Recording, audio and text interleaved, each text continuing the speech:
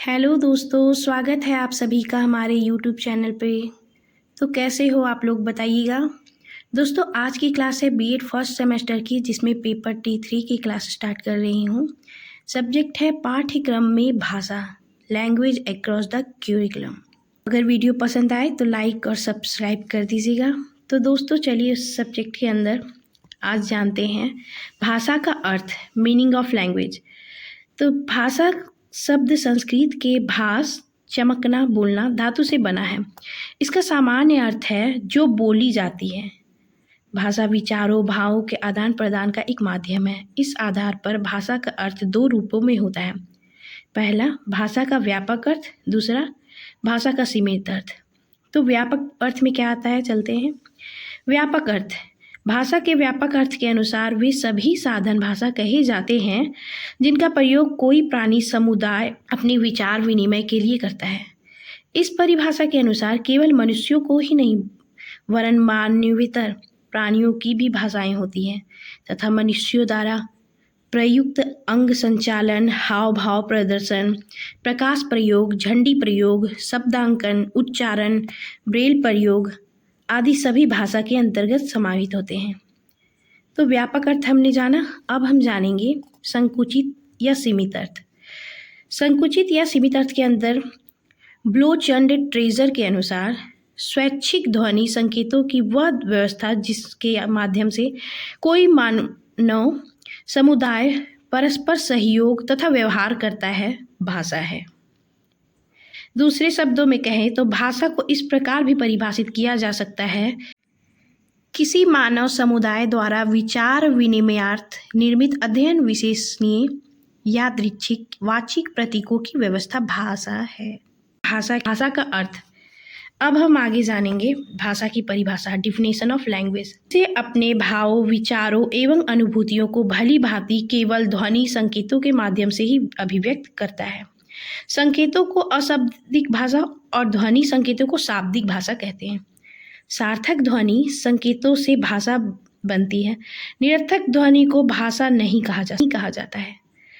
प्रसिद्ध भाषाविद John कैरॉल we के अनुसार भाषा वाक ध्वनियों तथा ध्वनि समूहों का स्वैच्छिक परंतु सुसंगठित रूप है, जिसका पारस्परिक विचार विनिमय में प्रयोग होता है और जो विस्तार के साथ वस्तुओं, घटनाओं तथा मानव अनुभूति की प्रक्रियाओं का अंकन करती है। स्वीट के अनुसार ध्वन्यात्मक शब्दों द्वारा विचारों की अभिव्यक्ति ही भाषा है। कुप्पू स्वामी जी ने क्या कहा है? कुप्पू स्वामी के अनुसार संप्रेषण के एक परंपरागत प्रतीकों के माध्यम के रूप में भाषा को परिभाषित किया जा सकता है। चलिए आगे परिभाषा पढ़ेंगे। आगे है मैक डेविड तथा हर्बर्ट के अनुसार भाषा एक सामाजिक परंपराओं का एक संस्थान है जो एक प्रतीकों के सेट तथा प्रत्ययों के सेट में विशेष प्रकार के संबंधों का वर्णन करती है। उसके बाद एनसाइक्लोपीडिया ब्रिटेनिका ने इसे परिभाषित किया है भाषा को। भाषा में कुछ स्वच्छ प्रतीकों के प्रयोग के द्वारा किसी सामाजिक समूह के सदस्य अंतःक्रिया तथा विचारों का आदान प्रदान करते हैं। वहीं वॉरेन के अनुसार भाषा की परिभाषा व्यक्तियों के बीच परंपरागत प्रतीकों के माध्यम से विचार विनिमय की प्रणाली के रूप में की जा सकती है। वॉरेन के अनुसार यह कहा गया था। अब हम आगे चलते हैं, आगे पढ़ेंगे पाठ्यक्रम में भाषा उपागम। सबसे पहले मीनिंग जानेंगे, अर्थ।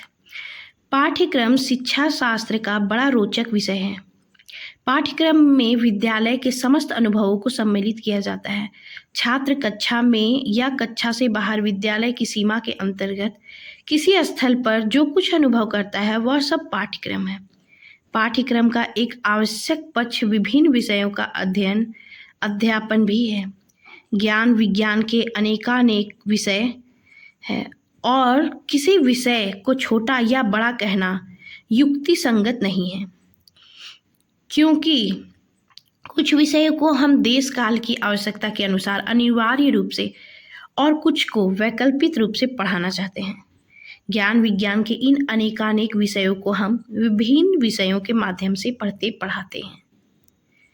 आगे बढ़ेंगे। पाठ्यक्रम में भाषा उपागम। पाठ्यक्रम शिक्षा शास्त्र का बड़ा रोचक विषय है। कुछ समय पूर्व तक इस शब्द का बड़ा संकुचित अर्थ लगाया जाता था, किंतु अब हम पाठ्यक्रम में विद्यालय के समस्त अनुभवों को सम्मिलित कर लेते हैं।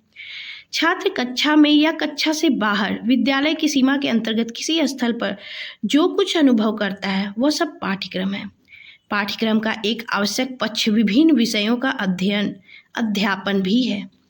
ज्ञान विज्ञान के अनेकानेक विषय है और किसी विषय को छोटा या बड़ा कहना युक्तिसंगत नहीं है। सभी विषयों का अपना महत्व है। हाँ, यह बात अवश्य है कि कुछ विषयों को हम पहले और कुछ को बाद में पढ़ाना चाहते हैं और कुछ विषयों को देश काल की आवश्यकता के अनुसार अनिवार्य रूप से और कुछ को वैकल्पिक रूप से पढ़ाना चाहते हैं।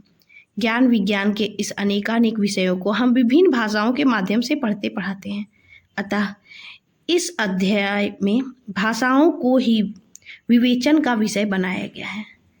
आजकल साधारण जनता भी इस बात में रुचि लेने लगी है कि पाठ्यक्रम में किस भाषा को स्थान दिया जाए, किस भाषा को स्थान ना दिया जाए।